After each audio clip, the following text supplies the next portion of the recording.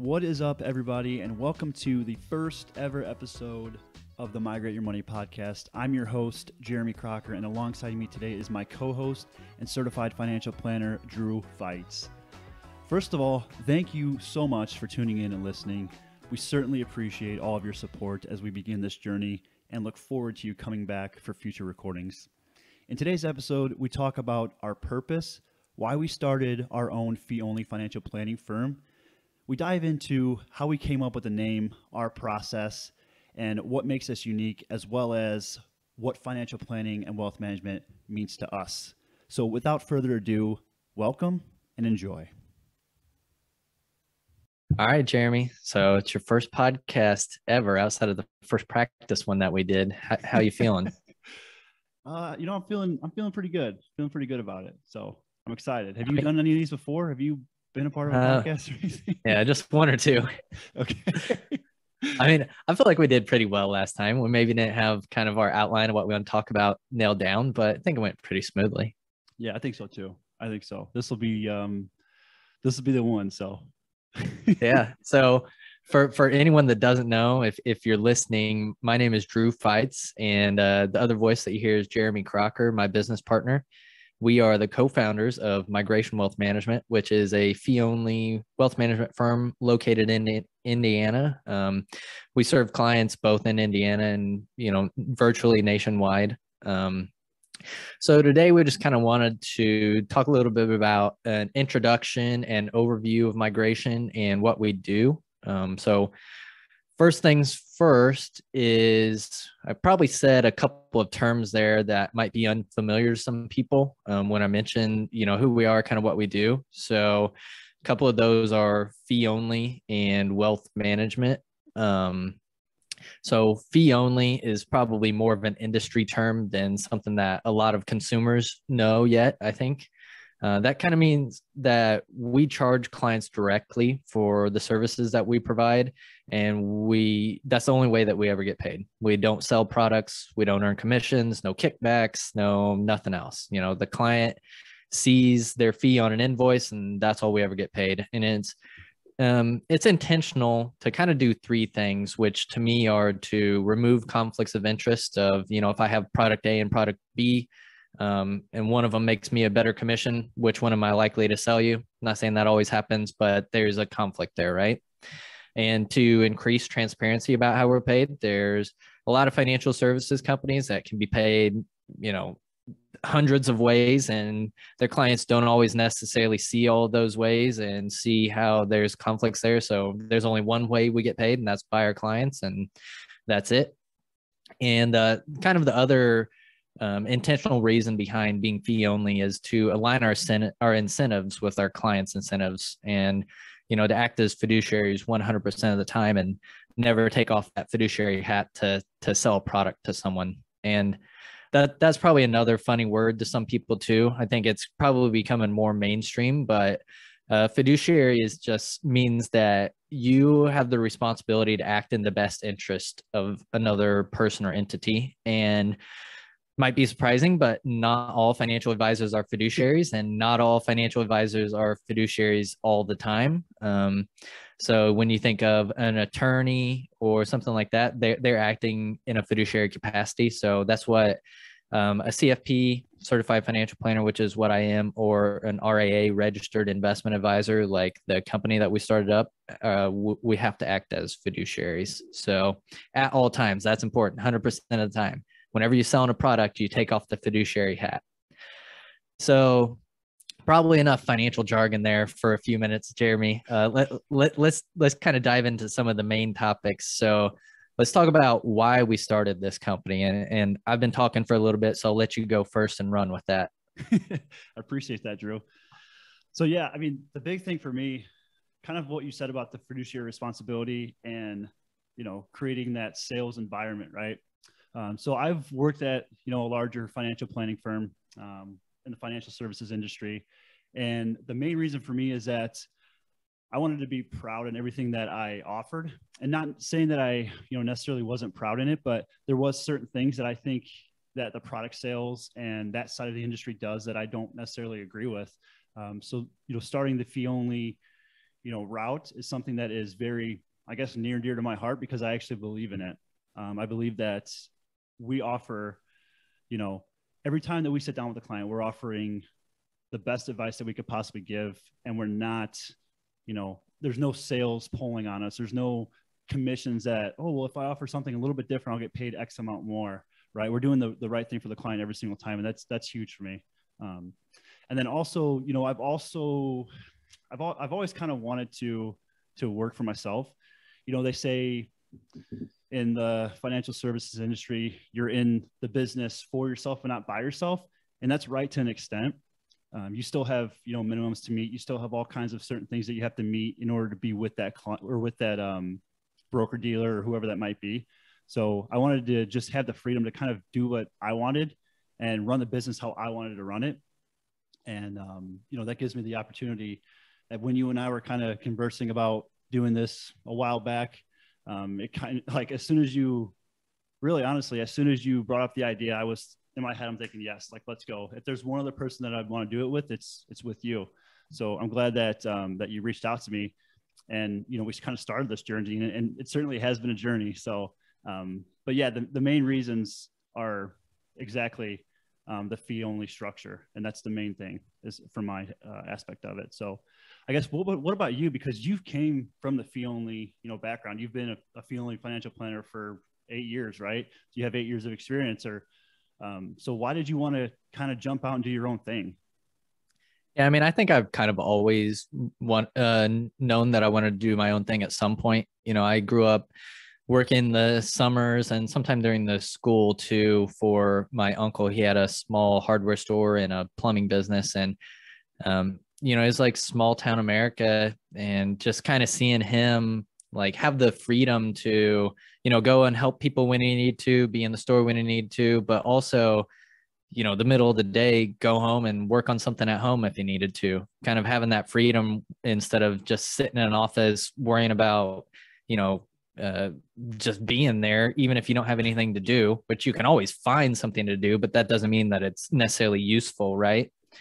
And I think too, one quote that I wrote down here that I really like, which is from Morgan Housel, his book, The Psychology of Money, which probably if anybody follows me on social media, they see me quoting that way too much. But he said, use money to gain control of your time because not having control of your time is such a powerful and universal drag on happiness. The ability to do what you want, when you want, with who you want, for as long as you want, pays the highest dividend that exists in finance. And I think that really kind of sums it up for me. The freedom to do what I want personally, but also in practice, like practicing financial planning and investments, right? And doing it the way that I think is best instead of just having to do it the way that someone else thinks is the best way. And I think another big motivator for me, you kind of hinted at this earlier, but I had a podcast for 3 years and I had, close to 150 episodes that I did. And hearing specifically over the past year, hearing a bunch of stories from entrepreneurs on the podcast and, how they got started and kind of their journey. And a lot of, it seems like over the past year, kind of a unifying message was, what's the worst case scenario? Get a job somewhere else, right? Yeah. Not that that's the way to look at it, but I think that takes a lot of pressure off. And I think the other thing is I wanted to be able to work with a group of people who are often ignored kind of by our side of the industry. And by our side, I mean like the registered investment advisors, not necessarily insurance brokers or things like that, right? But who a lot of times an RIA might not want you unless you have $1 million or $500,000 or something like that for them to invest. But over my time, I got to help kind of start up a service for younger professionals, and I really enjoyed working with them. I mean, I enjoy working with retirees, pre-retirees, right? But I just felt more connected to kind of people in their 30s and 40s and helping them in that life stage. So I wanted to be able to provide, like, create our own thing where we could provide a better quality of service to those people that's specifically focused on them, right? Not a secondary service for them. Yeah, certainly. And I mean, it provides them, with clients in their 30s and 40s, they have that longer runway, right? Yeah, So they've absolutely. got, so you can do, not saying you could do a lot more planning, but there's a lot more planning because they do have, 30, 40 years left. So it's a lot more exciting when you can kind of see it all take off. Yeah. And I think too, right now we're saying our goal is to work with people in their 30s and 40s, but really the goal is to like, start working with those people now and then grow with them and Right. go with them along the way. So once those people start hitting their 40s and 50s, then we'll just change our marketing, right? Yeah, exactly. So what about the name? Might be kind of a funny name to people, but where does migration wealth management come from? Jeremy, I'll let you start with that one, and then I'll jump in here in a minute. Yeah. So, as you're aware, Drew, but obviously not the listeners, we kind of threw around all sorts of names, and I feel like every single one was taken, right? We were so close to having one dialed in, and then all of a sudden, 2 weeks before we were about to grab the domain or however you want to put it, taken. So it's like, and then at first I wasn't really excited about migration wealth management, but kind of as it's evolved, I'm actually really excited about it now. The main thing, of how we came up with it is, so I'm an outdoorsman, right? I enjoy being outdoors. I like hunting, I like fishing and whatnot. So I kind of have that side of it to me, but then also, I think you can kind of see it in a way of migrating towards, better finances, migrating towards, a better future for whatever that might be, retirement, a number of different things. So it originally started with, my hobbies and everything, with, the hunting and fishing side, but then kind of as we went on, along with it, I'm thinking, man, this can really correlate to migrating to a better future or whatever that might be. So it does sound a little, I guess, corny and whatnot, but that's kind of how, it came about. So how about yourself? Yeah, I mean, I think when you say that we went through a lot of names, we probably went through close to 100 names, but like it's impossible to find a name for a financial planning company that hasn't been taken, it seems like. Yeah. And like you said, when that was a name specifically that you brought up, when you brought it up at first, I didn't really love it, but then I started thinking about, okay, when you think of a migration, people might think of birds, or they might think of elk, or I don't know, like wildebeest or something like that, right? But it's yeah, Bigfoot. So I was thinking of, okay, so what is that? That's really is a journey, right? Because it can take a long time. There's a lot of stops on the way. Paths can change, whatever. And maybe I'm getting too corny with this, but this is what I thought of when I thought of it. And I was like, well, they're going from a place that isn't suitable for them right now, and they're going to a better place, right? Like birds fly south in the winter because they don't want to freeze to death, and right, so they go to a warmer place. But then they go back north in the summer to where there's a better climate. So I mean, that's what I thought of. I was like, yeah, like migration, with it's a journey to help the people that we're serving go from where they are to where they want to be, which is hopefully a better place, right? Yeah, absolutely. It's certainly some sort of a journey, certainly. So dive in a little bit. I mean, we've mentioned it, but let's talk about kind of, more of who we are, the business side of things, core focus niche. We can dive in more about what we do specifically, what that word wealth management that we've been talking about really means. Right. So I guess first kind of want to talk a little bit about, our purpose. And it's kind of, you touched on it a little bit earlier, right? About creating, lifelong or long-term relationships that change lives. And we have the ability to do that working, with anyone, but certainly working with people in their 30s and 40s, because we do have the opportunity to be with them for, their entire life, or however, long our relationship is, which hopefully is, the entirety of it. So, Yep. And then kind of, touched on our niche a little bit about that. I think for me, I would like you to kind of go through, the wealth management and the financial planning part of it, because when people hear wealth management, they think, oh, well, it's just investments. It's just whatever that might be. So I think that they really tend to just the investment side. So can you kind of explain a little bit of, I guess, just wealth management, financial planning, and investment management, all that in general? What's it boil down to? What, I guess, kind of key terms and whatnot. Yeah, or I think too, wealth management might sound like something that's only for rich people, right? But yeah, exactly.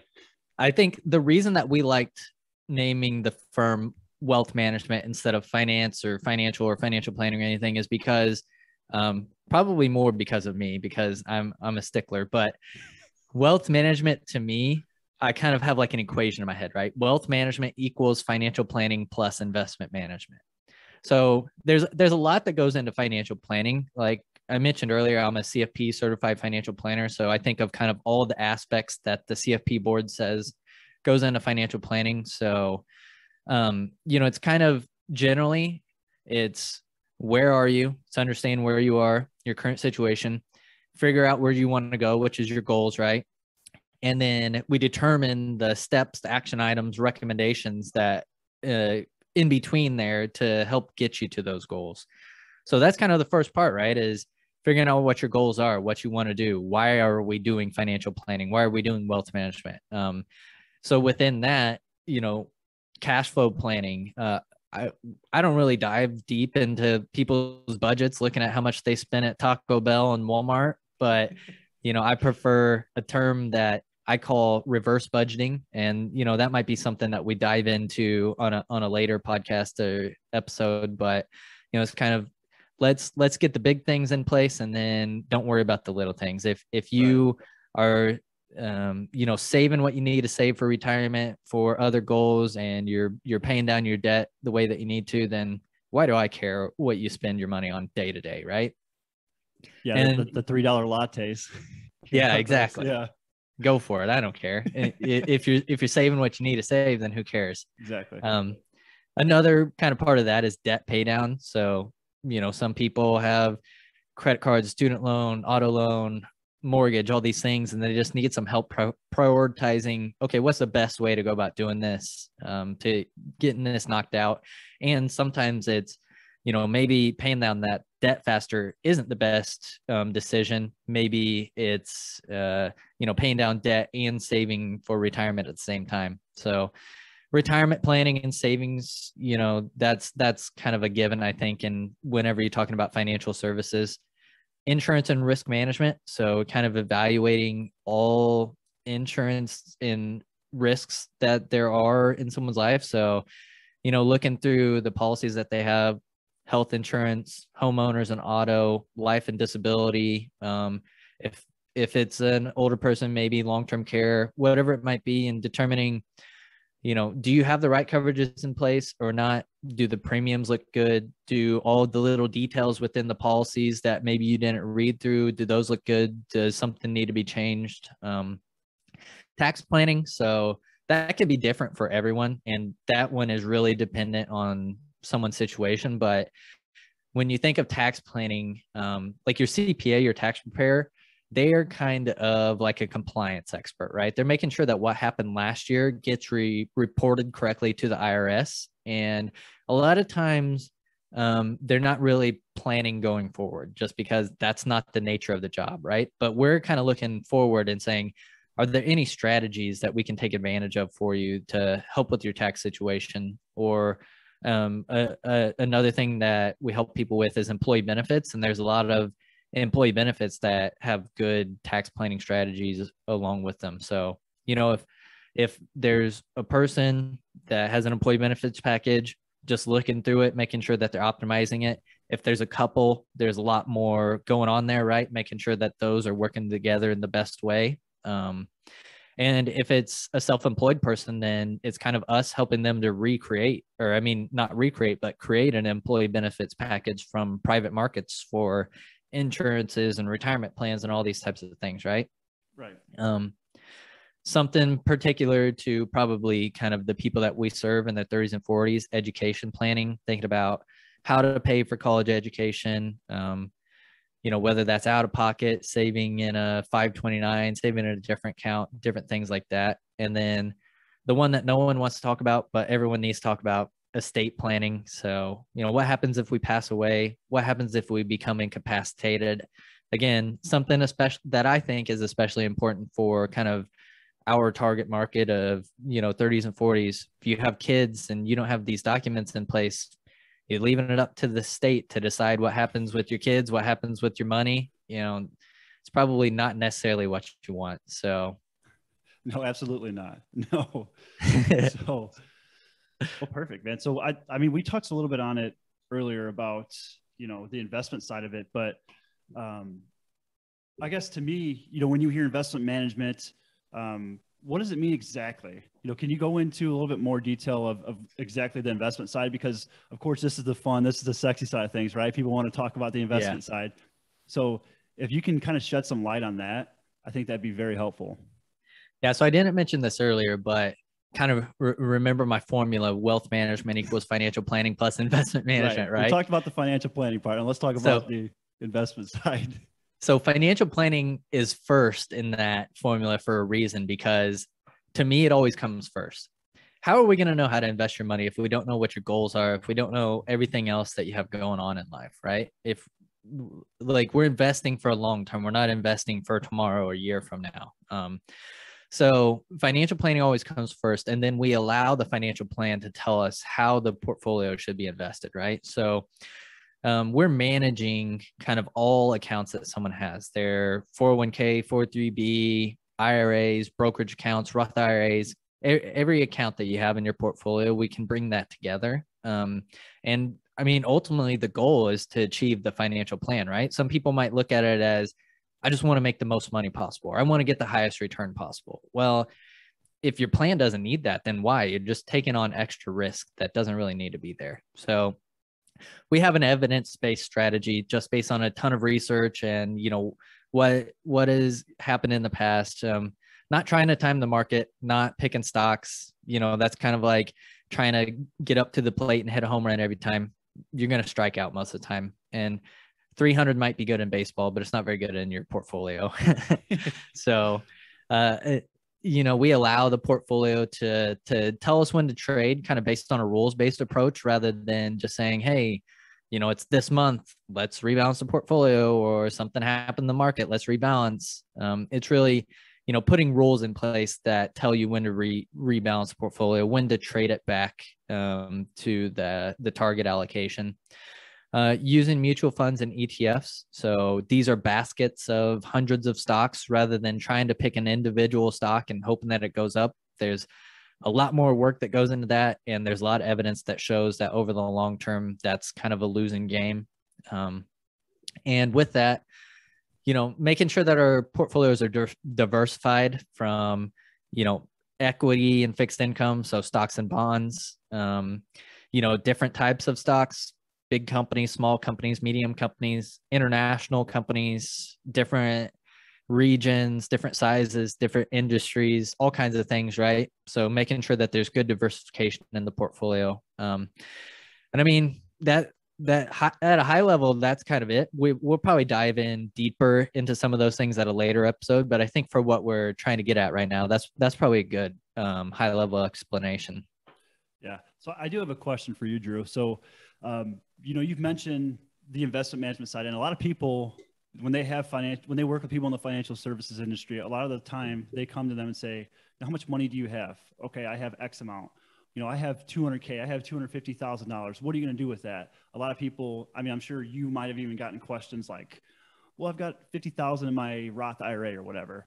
And you touched on it a little bit earlier about actually diving into what do you want to do with that money, right? And I think that's a huge, I guess, that's something that can delineate really what we do in the fact that we want to find out what you want to do with that money, right? An investment plan is great. Like, I want to make as much money as I can possibly. Okay, perfect. But why? What do you want to do with that?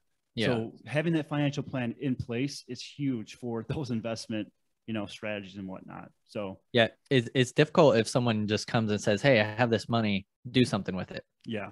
How am I supposed to know what to do with it? Right. Yeah. Like yeah. maybe you have these other things going on in your life that you shouldn't be investing this money, or, right. Maybe you do have a pile of cash sitting aside that needs to be something done with it. But maybe you also have these really risky private investments in your business and other people's business and things. And that would make us, if we had a high allocation to stocks in the portfolio, maybe it wouldn't be appropriate because of all the other risk that you're taking elsewhere, So that's kind of where the financial plan comes into place, like you said. Yeah. And I think a lot of them, a lot of those people are just really chasing the return, right? So we're not hedge fund managers, right? We're not looking, Yeah. so we're looking for your whole portfolio in general. So I guess what also might be helpful is for us to just give, I guess, just a small glimpse of how we do help people. So maybe some issues that people are facing that we have helped in the past. So again, you touched on earlier about making sure that your family is protective. So do you have enough life insurance? Do you have enough disability? And also, how we don't sell products, right? So insurance has had commission, right? So can you touch a little bit on how we handle that? If someone does come to you and they need insurances, what's the process for that?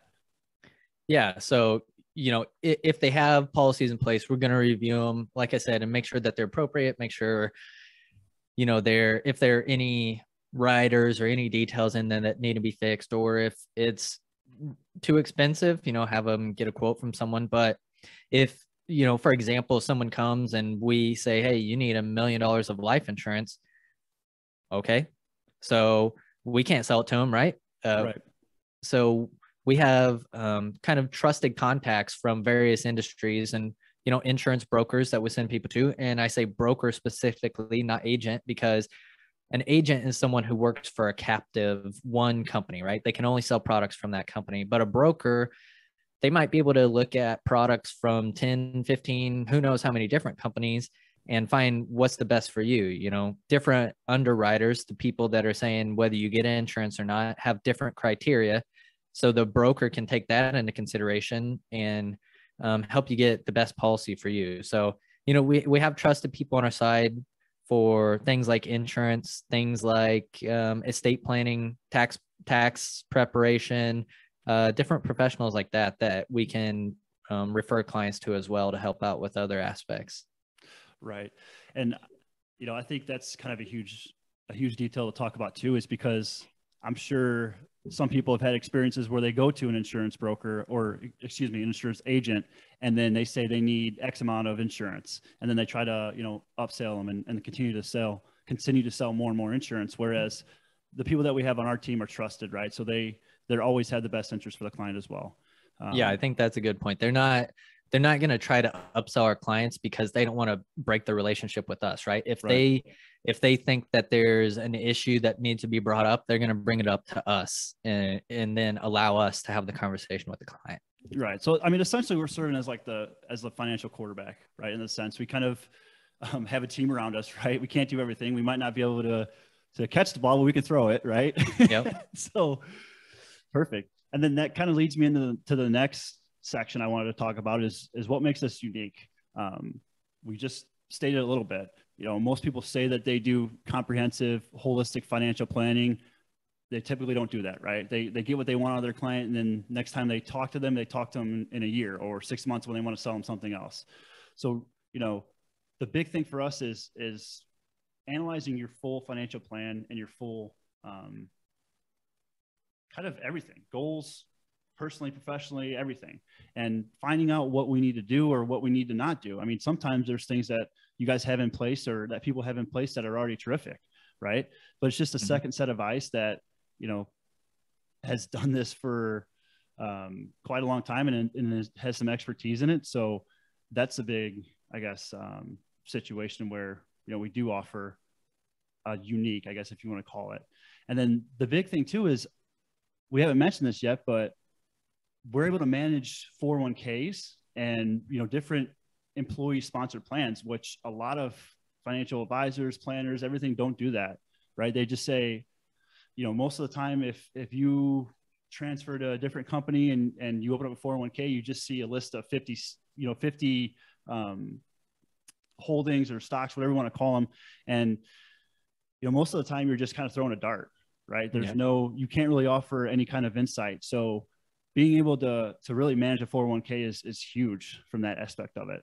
And then touching on the tax planning as well, gives us the opportunity to look at taxes over the long term. It might not necessarily be, short term, but what's most beneficial for our clients in the long term? What's going to save them the most amount of taxes over time, and be able to set them up for the future, not just today, right? And then I also too, like this last topic I'm going to bring up, or not topic, but this last bullet point I want to bring up is is that we have a limited amount of clients per planner, right? So if you've seen the bigger broker dealers, the bigger insurance agents, they want to have the most amount of clients as you possibly can. 1,000 clients and you're bulletproof, right? So, I mean, how hard is it to service 1,000 clients per year? Do you really think you're properly doing the right amount of planning for 1,000 clients a year?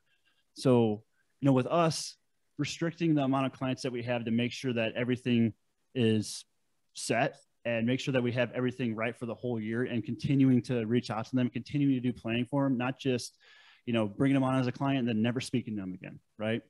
Yeah. Let me hit a little bit more on a couple of those that you brought up. I think another one that to me is unique, which I've said it 1,000 times, but that we're kind of specializing in working with people in their 30s and 40s, right? I mean, most firms in our space don't want you until you're 5-10 years out from retirement, or you're retired, right? Or on the other side of things, a broker dealer or an insurance agent, do you breathe, and do you have money that you're going to give me? Okay, I'll take you. I mean, we do have clients that aren't in that 30s and 40s space, right? But that's kind of where we're specializing. And then the 401k, there's a big headache there to be able to manage of someone's 401k, instead of just saying, hey, put it in this target date fund or whatever. But we're actually able to use the software that brings that into our portfolio management system, so we can see everything in one place and we can manage it all as a household rather than managing accounts individually. And then I think, that limited number of clients thing, that's huge, right? Like you said, if you have 1,000 clients, you can't even talk to all of them every year.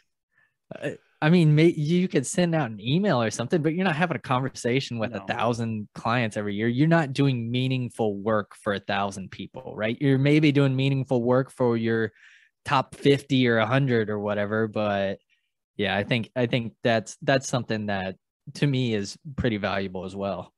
Yeah, no, I agree big time. Like, you chase your 50 clients that create the most revenue for you, and that's who you care about, right? And then the rest of them are just kind of in the background. The migration blueprint, right? Everyone's got a process. Everyone has a situation, or I guess kind of a blueprint of how we do things. And I wanted to talk about ours for a second here. The first meeting, right? We want to have just a brief 30-minute phone call, video call, can meet you for coffee, whatever that might be, and want to find out if we're a good fit for one another. Sometimes, we might not be a good fit for you. And that goes back to, if you can fog a mirror, you can work with us, right? So just want to make sure that we're meshing well. And that's what we're going to discover in that 30-minute meeting. And then, if we're not a great fit for each other, so be it. Like, we've got, plenty of people that we can refer you to. That's one thing too, is I've noticed in the broker dealer industry is they do not want to refer people. If they're not a good fit for them, they'll still bring them in somehow. They'll get their money somehow, right? In some kind of sale. So that's the nice thing is we have the ability to, provide different resources for you if we don't see each other, if we don't feel that we're a good fit for one another. So we start with that 30-minute meeting. Then after that, we dive into a bit longer discovery meeting of about an hour or so. This is where we're going to really kind of dive into the more stringent details about your finances, want to learn a lot more about your story, your goals, your situation overall in general. Goes back to that financial planning analogy that we had. If we have just investments, what are we going to do with those? So we want to find out, what we need to use these for. Of course, from there, at the end of that meeting, we'll decide if it makes sense for us to move forward. If not, so be it. That's completely fine. And I do want to touch on this too, because I keep going back to the broker dealer side, and I'm not trying to like rag on anyone like whatsoever. Like, I came from the industry, I think it's great, but a lot of the times they'll have, one or two meetings, and in the end they'll try to say, hey, so we're doing this or not? Like, let's sign the paperwork right now. Like, let's do it. And if I was in that situation, I don't know about you, Drew, but I would kind of hate that. You already know what I think about that. Yeah, I would hate. I'm not trying to buy a used car, right? I'm trying to plan my future. So let's take a step here, and let's make sure that we're a good fit for each other. I just sat down a meeting with you, went through a lot of things. Like, if you need a week to decide, so be it. Take a week to decide. Take 2 weeks, whatever that might be. So I think, yeah, sometimes people will be ready, right? But sometimes people just, like you said, they need some time to reflect and take some time and think about it. And then, like you said, a week later, they'll be like, okay, let's go. Yeah, certainly. Yeah, absolutely. Because I mean, it's a big commitment, right? And it's a lot of work that goes into it. So, after that meeting, say we discuss it, we've met up, you want to move forward with us. Next, we'll start our onboarding process. And this is a bit, I guess, extensive in the sense that there's a lot of information that we need to get from the client to make sure that we're doing like adequate planning and make sure that we have everything in place. So it's just us kind of getting together with you, scheduling some time to work through certain things, get, certain documents that we need, statements, whatever that might be. We could certainly help. We're going to help you through this whole process, right? And making sure that we have everything right. So from there, we'll gather all of that data. And then Drew and I will come back. We'll start putting together the financial planning aspect of it. Drew, do you want to touch on this side of it? Just kind of taking, what do we do in the the background, right? So when we do have the onboarding, we're going to do our financial planning. What does that consist of, I guess? Yeah. So kind of the onboarding, like you said, that's the suckiest part of it, right? Yeah. But in accounting, you have FIFO and LIFO, right? First in, first out, last in, first out. In personal finance, to me, you have CISO, shit in, shit out. So you have to get good data to get good recommendations, right? Yeah. So there's a lot of stuff. Data. Yeah. Accurate. Yeah. Complete. So we had a lot of like a lot of topics that we talked about earlier that are financial planning. So, once we get that information, then we're kind of pouring through it all, and we're doing, like we said, as cliche as it might be, a comprehensive or holistic financial plan. We're looking at everything about someone's life, and we're putting together recommendations and action items that need to be completed in order to reach those goals that we laid out, right? So then we obviously have to schedule the initial financial plan meeting and kind of go through, hey, here's what it looks like. Here's where you are. Here's where you say that you want to go. Here are the things that have to be done to get there. And some of that is on the client. Some of that's on us. Unfortunately, there are a lot of things that we can't do for people, but that's where, every 6 months we're doing another meeting and checking in and making sure that we're staying accountable and each party's getting their stuff done. And that's kind of like, I guess, moving into the implementation side of thing, right?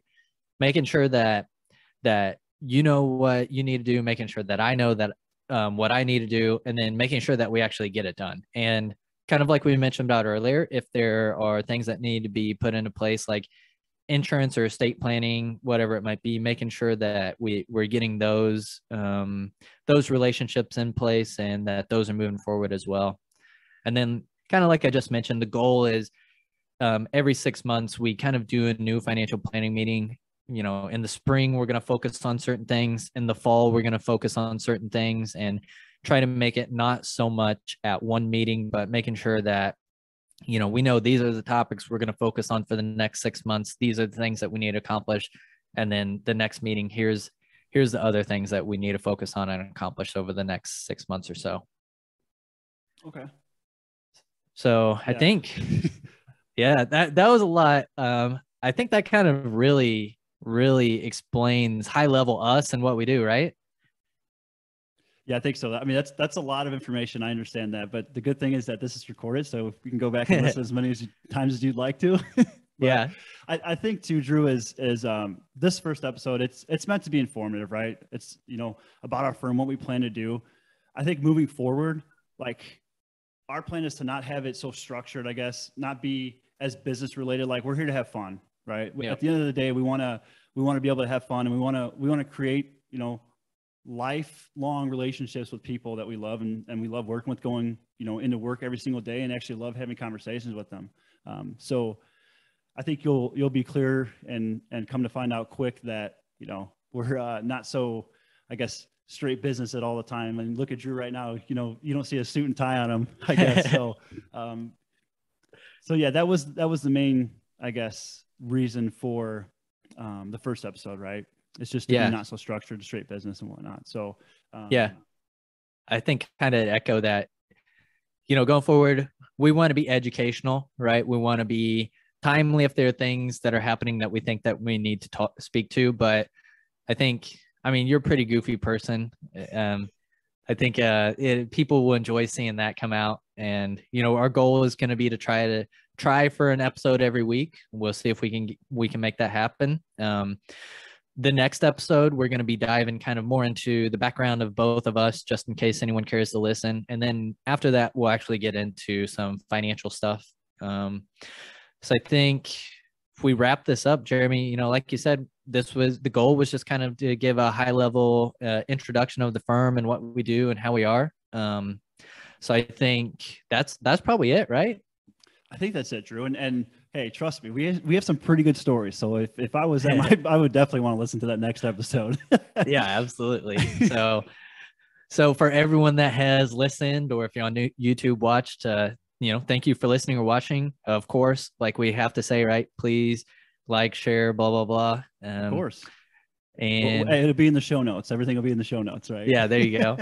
If you're interested in learning more, like Jeremy said, the website will be in the show notes, and you can click on there, schedule a free meeting with us, and we can kind of see what's going on with you. Or if you just want to talk, we can do that as well.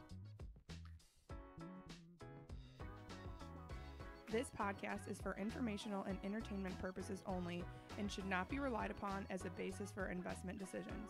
None of the information provided in this podcast is intended as investment, tax, accounting, or legal advice.